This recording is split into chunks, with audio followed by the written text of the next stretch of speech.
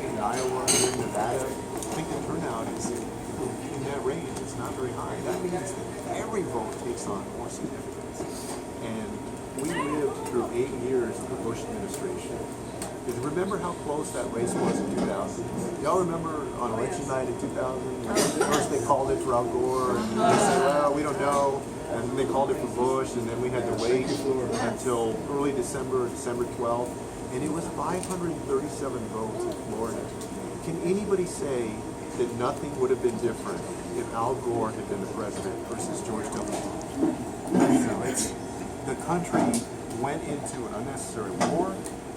It ran up a deficit.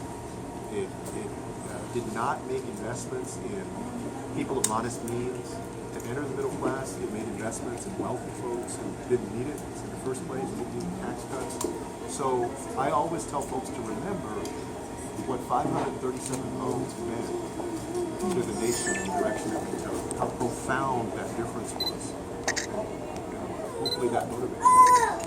I like that, 537. That's right. I can remember that. I think we've all seen those campaigns. I think the same thing. You know, I have family who says, my vote doesn't matter, or why should I get involved, right? But I remember the campaigns that I've worked on where it's come down to 37 votes, or, you know, we lost the majority in the state senate and state assembly last cycle by a handful of votes.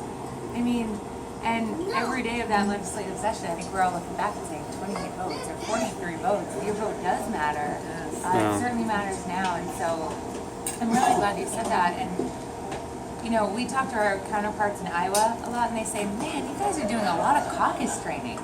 You guys are always training people on the caucus. And we're like, yeah. Because we don't have, 80th generation Iowans and their 150th caucus. This is the state's third caucus. Yeah. And a lot of people moved here yesterday, right? We're a transient community.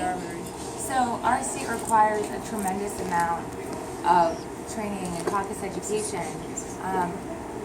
My mom called me last night. I think the Iowa caucuses were on The Good Wife, the television show, and she's in Massachusetts, and she said, is this what a caucus is? This is crazy, right? And it can look crazy if you've never been in a caucus or participated. And so our campaign is spending a lot of time and investing a lot of energy and resources into making sure that everyone here is trained.